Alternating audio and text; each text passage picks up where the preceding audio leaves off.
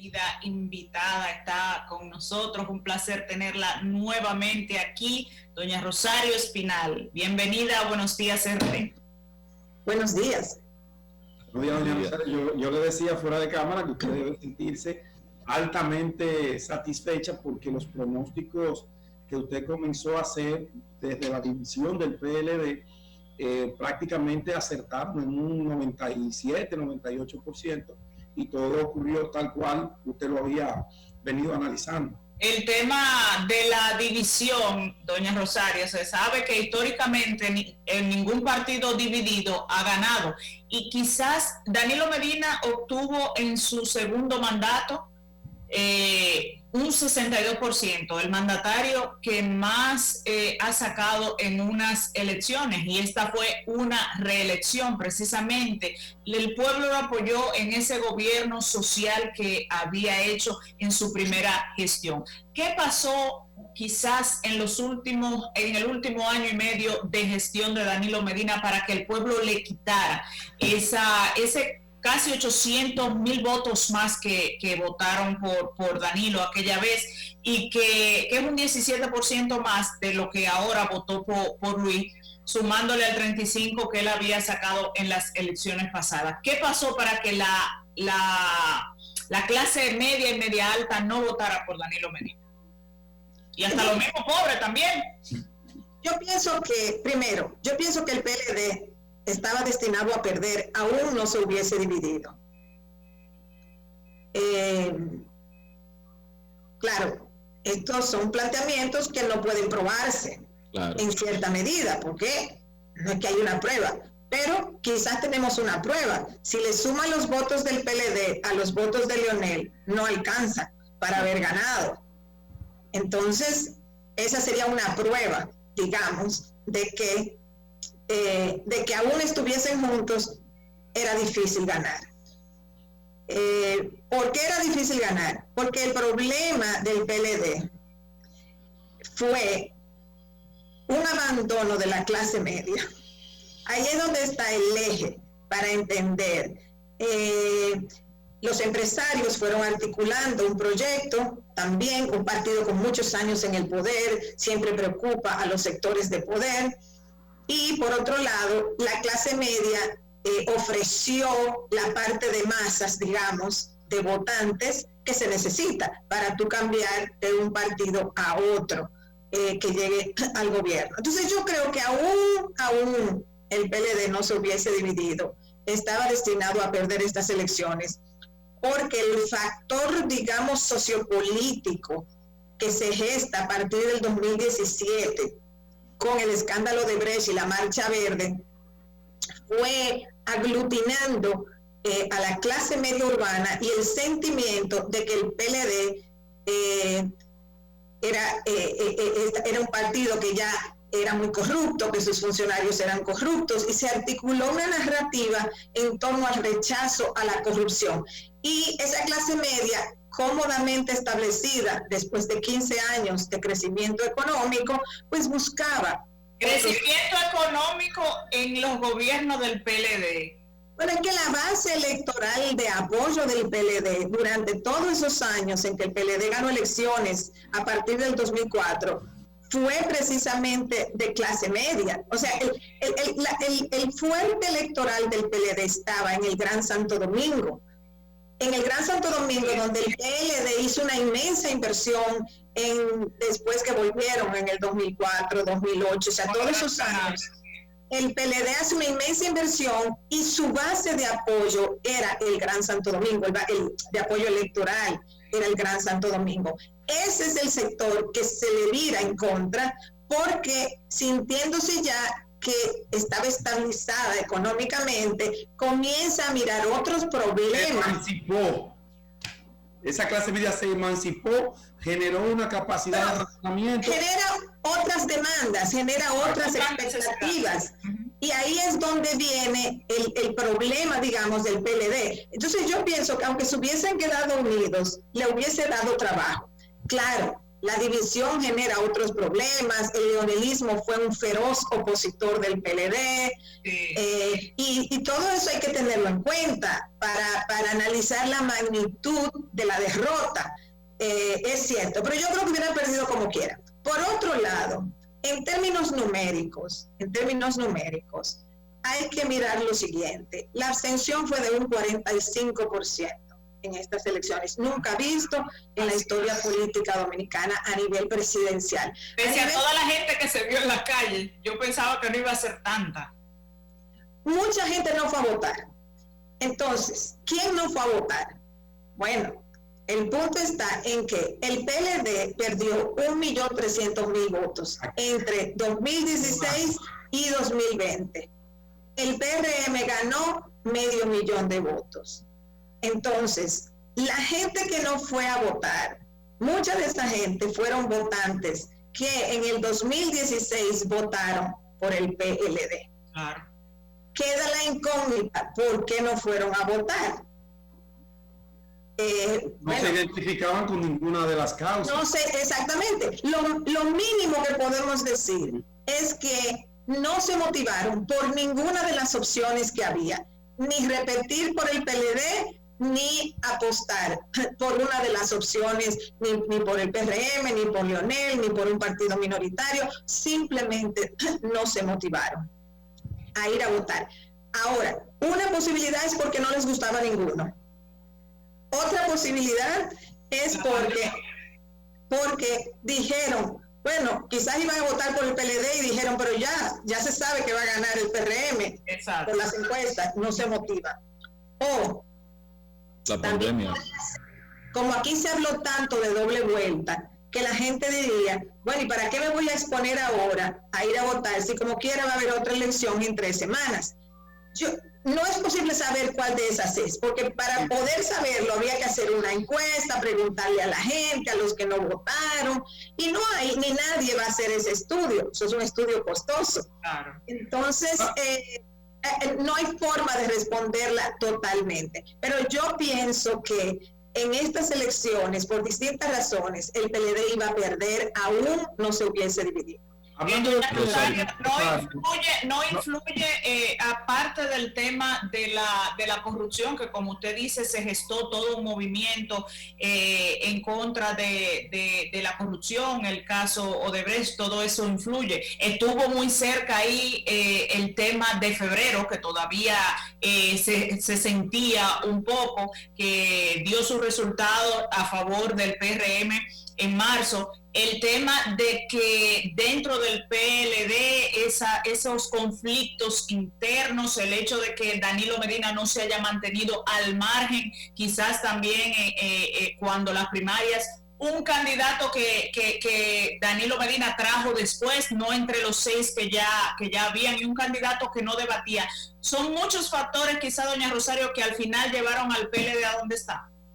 Claro, porque las cosas no ocurren por un solo factor. Siempre cuando ocurre algo, uno se da cuenta que un factor no es suficiente y comienza a decir este. Eso es totalmente normal. Yo pienso, y eso lo dije antes de la campaña, que de la única manera que el PLD podía ganar, si es que podía, era si mucha gente que era beneficiaria de las políticas sociales, yo dije, creo que los pobres, si mucha gente que era beneficiaria de esos programas salía a votar, porque esa podía ser, ese era el único flujo de votantes que podía apoyar al PLD, porque ya la clase media había roto. No quiere decir que el 100% de la clase media votó por el PRM. De abajo votaron mucho también, doña Rosario. No quiere decir que el 100% de los pobres votaron por el PLD. No quiere decir eso. Lo que quiero decir es una tendencia. Cuando uno veía los datos de encuesta electorales, se daba cuenta de que a mayor nivel educativo, mayor propensión a tener una intención de voto a favor del PRM. Ya eso te da un indicador de clase. Entonces, de la única manera que el PLD hubiese podido ganar o acercarse más a un triunfo era si mucha gente de los que en los últimos años han sido los principales recipientes de políticas públicas se movilizaban. ¿Por qué? Porque ya con la clase media el PLD tenía un gravísimo problema. Y el reto del el reto del PLD es cómo reconstituye su relación con las capas medias. Yo le pregunto, doña Rosario, luego de pasado este proceso, el PLD disminuye considerablemente su votación, incluso como partido, o sea, terminó con un 32, no llegó al 33% como organización. Después de casi los últimos 16 años pasaba del 45%. ¿Qué futuro le depara a esa organización donde no hay ahora mismo una figura visible que sea una opción de poder, un líder de esos que denominamos los líderes naturales que concitan el apoyo? Porque recordemos que el presidente Medina se va a su casa jubilado, un congreso adverso y un transitorio en la Constitución que dice que él no puede volver nunca más. Entonces, él no sería una opción para seguirlo. ¿Qué vislumbra usted que podría pasar en el PLD? Bueno, mucha gente pinta un panorama sombrío para el PLD. Yo no creo que todos esos factores necesariamente son negativos. Yo he estado diciendo desde hace mucho que aquí se necesitan expresidentes. Se necesitan expresidentes que vayan a trabajar a sus partidos, a consolidar sus partidos, sin que su intencionalidad sea volver 4 años después. Entonces, Danilo Medina sale, no puede repostularse, es verdad, pero él tiene a disposición toda su capacidad política para contribuir a que el PLD se renueve. El PLD ha gobernado 20 de los últimos 24 años. Eso no es común. Es sumamente difícil para un partido gobernar tantos años y 16 de manera consecutiva. Entonces, el catastrofismo que yo veo que la gente dice es porque aquí se vive con mucha desesperación política. Es como si siempre hay que estar en el poder o siempre hay que estar a la vuelta de la esquina. Hay que ser candidato obligatoriamente. ¿Perdón? O siempre hay que ser candidato. Exacto, y la misma persona. Y eso hay que cambiarlo, porque ahora al PLD le toca irse a hacer una diálisis política, o sea, hacerse una limpieza política. Pero real, promover nuevos liderazgos, educar, atraer gente nueva, atraer jóvenes. O sea, al PLD le toca reposicionarse. Otras caras. Eso es saludable en la democracia. Y como digo, el PLD gobernó muchos años. Miren, yo le voy a poner un ejemplo. Del 1986, que sale el PRD del poder, después de 8 años, al día de hoy, 34 años, el PRD solo gobernó 4 años. Vamos a ver el PRM como si fuera una extensión del PRD, en ese sentido, porque ahí se fue la mayoría del liderazgo del PRD y los votantes. Entonces, si nosotros vemos al PRM como una especie de extensión del PRD, el PRD solo gobernó 4 años en estos últimos 34. ¿Podría pasar lo mismo ahora? ¿Perdón? ¿Podría pasar lo mismo ahora? ¿Al PLD? Al PRD. ¿Qué es el PRM? Que gobernó 4 años. Eso no lo sabe nadie, porque va a depender de cómo le vaya en el gobierno. Entonces nadie al día de hoy puede saber cómo le va a ir al PRM, cómo le va en el gobierno, cómo le va a ir al PLD en la oposición, en su reestructuración, que considero que el PLD tiene que concentrarse en su reestructuración. Y esa es su tarea fundamental, concentrarse en su proceso de reestructuración. Antes de que Ángel pase, para darle paso a Ángel, doña Rosario, el futuro de Leonel Fernández, Gonzalo Castillo, Miguel Vargas Maldonado y el Partido Reformista. A ver, de Leonel Fernández, él tiene su partido ya. O sea, él tiene su partido en el cual él puede aspirar para siempre. Y bueno, ya, o sea, él tiene su partido. ¿Qué futuro usted le ve a él como líder, como posible opción, el crecimiento de su organización, así como si se vislumbra en este momento, ¿no? Bueno, el que a Leonel se le abra un espacio para el 2024 va a depender de que al PRM le vaya mal en el gobierno y que al PLD le vaya mal en su reestructuración. Si aquí se desploman los dos principales partidos, PRM en el gobierno, PLD en la oposición, entonces a Leonel se le abre un espacio. Si eso no ocurre, si el PRM y el PLD se mantienen fuertes, o si uno de ellos dos, sea el PRM que gobierne bien y se consolide y sea reelecto, o que no le vaya bien y el PLD se fortalece, entonces se le dificulta a Leonel. Pero para Leonel la situación ideal sería que al PRM le vaya mal y al PLD le vaya mal, porque ahí sí se le abre un espacio. No que esté garantizado. No. Cuando se desploma el sistema de partidos surgen muchas cosas nuevas que no se pueden predecir hoy. Luego, bueno, el PRD y el Reformista han venido en un proceso de debilitamiento y yo creo que ya han llegado a un punto bastante delicado de su debilitamiento. Ya van a salir, se supone, del gran financiamiento público de partidos, han ido reduciendo su base electoral y es difícil que puedan recomponerse. Difícil. Ángel. Es difícil, bueno, no sé si había otra cosa que me preguntaste. Gonzalo Castillo, el futuro de Gonzalo, ¿podrá Gonzalo volver a ser candidato o podríamos decir que esto fue un debut y una despedida en el mismo espacio de tiempo? Bueno, las posibilidades que él tenga van a depender de dos cosas fundamentalmente. De que él pueda demostrar, o sea, a Gonzalo, la oposición a Gonzalo se hizo en torno a dos temas: que no era capaz, por un lado, o sea, toda la campaña en contra de que no era capaz, y la otra era asociándolo con temas de corrupción. Entonces, él tiene que demostrar ahora si eso es verdad, esas dos cosas, o si no eran verdad. Yo no lo sé. Entonces, si él logra demostrar que él no es débil en ninguna de esas dos cosas, entonces él tiene ya un cimiento, porque ya hizo una campaña.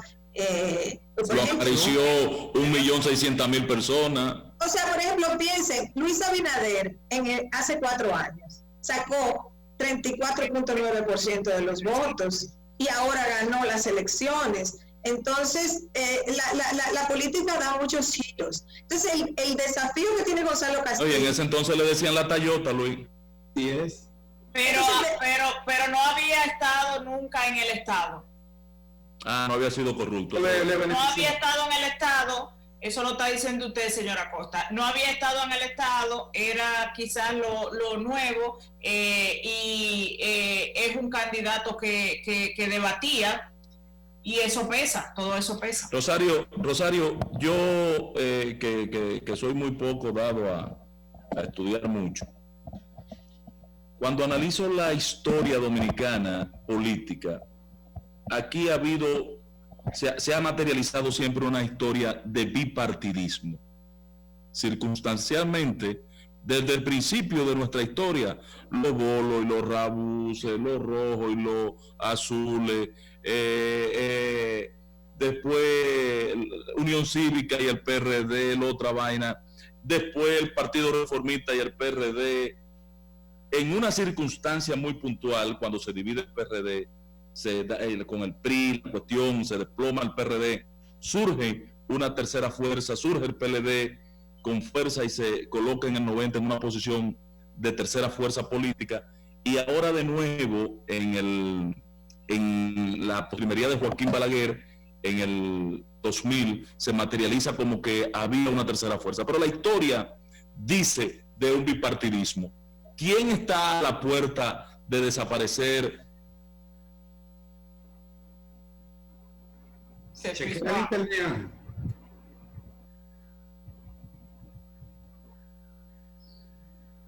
Bueno, doña Rosario, interprete lo que él dice. Interprételo, él quiere que usted le diga que Leonel va a desaparecer, complazca. Bueno, lo que pasa es que la desaparición de las fuerzas depende de la fortaleza de los demás también. Entonces, el destino de las fuerzas minoritarias que hay ahora mismo va a depender de cómo le vaya al PRM y al PLD. Exacto. Si al PRM y al PLD le va mal, uno en el gobierno y otro en la oposición, pues ahí se va a abrir, ese va a ser otro nuevo juego de béisbol, digamos. O sea, eso crea nuevas situaciones para alternativas que en este momento son minoritarias o que ni siquiera las estamos viendo, porque no son identificables. Entonces, ahora que el PLD tiene que fortalecerse, porque ahora mismo lo que se va a dar es que va a continuar la confrontación entre Leonel y el PLD. El PLD le dio cancha abierta a Leonel Fernández durante la campaña, porque no querían antagonizar con Leonel Fernández. Pero el PLD va a tener que resolver eso, porque si le da cancha abierta, pues eso significa un problema para el PLD. Entonces vamos a ver qué es lo que hace el PLD. El PLD tiene que trabajar para rearticular sus fuerzas. Ese es su reto. Pero me explico, doña. Perdón, doña no, Rosario. Mire, el escenario histórico define que este es un pueblo de una cultura bipartidista. En este juego hay un mono que se ahoga, o se ahoga el PLD, o se ahoga Leonel y su partidito.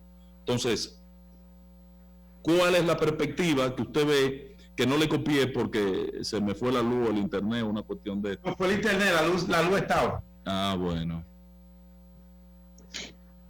¿Me escuchas? Sí. Ahora sí.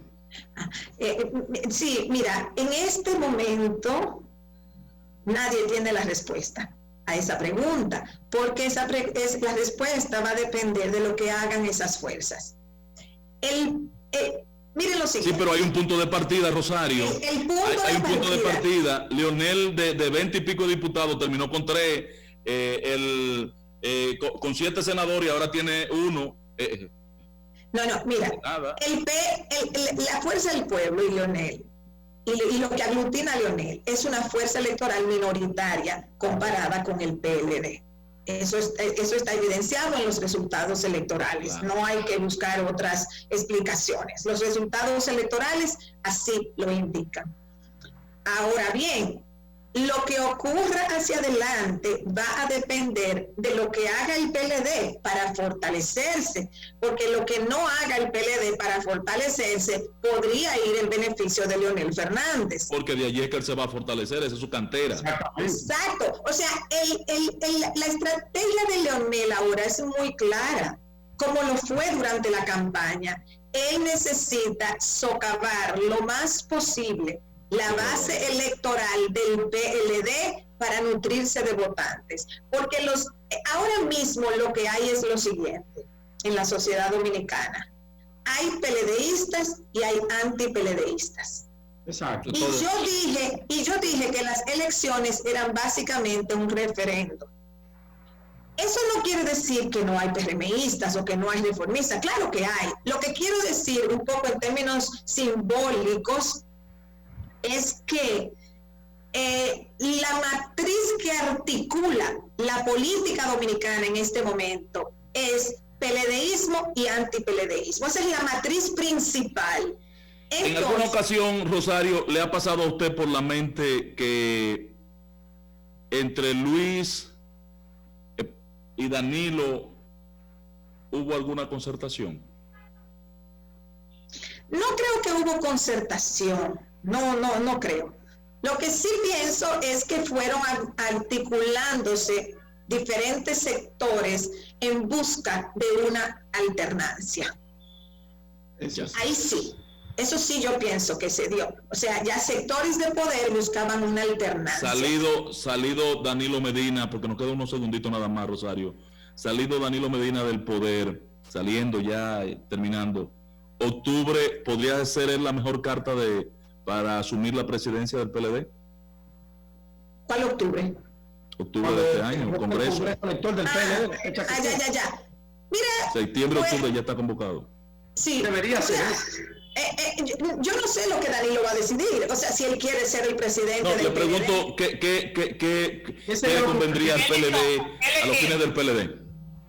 Al PLD lo que le toca es lo que le toca a cualquier partido que pasa a la oposición después de haber gobernado tanto tiempo, prepararse para volver a luchar, para volver al poder. Hay que cambiar ese comité político. Entonces ellos tienen, si ellos no hacen eso, alguien va a generar la A ocupar ese oposición. espacio. Exactamente. Ellos o lo hacen bien, inteligentemente, para lograrlo, o si ellos fracasan en esa tarea, alguien lo va a hacer. Que se ponen a buscar el culpable, podrían fraccionarse mucho más que la división de octubre. Claro está, lo que menos debe hacer el PLD es entrar en una locura de culpabilidad, porque realmente ellos se van del poder con un récord de estabilidad económica que en cualquier país es un aval para rearticularse. No, y ante la posibilidad de que todo se derrumbe en los próximos días. Con la situación económica mundial y una pandemia. Salud y de salud. Bueno. Además, aquí han habido dos instancias que han controlado el Estado en el post-trujillismo: Balaguer y el PLD. Son las únicas dos fuerzas que realmente han controlado el Estado dominicano. Balaguer lo hizo, claro, en aquellos periodos de los 12 años, luego cuando el PRD fracasa y sale en el 86, vuelve Balaguer, y luego ya hemos tenido un periodo largo de control de los últimos 24 años, 20, por el PLD. Entonces, esos han sido, digamos, los dos pilares del Estado dominicano. Muchísimas gracias, doña Rosario, un Señor placer Rosario, como siempre. Antes de que nos vayan a cortar, un placer como siempre conversar. Sí, porque ahora sí nos sacan de verdad. Sí. Buenos días. Buenos Feliz días, resto del día. Rosario. Mañana nos vemos en Buenos Días RD. Bye.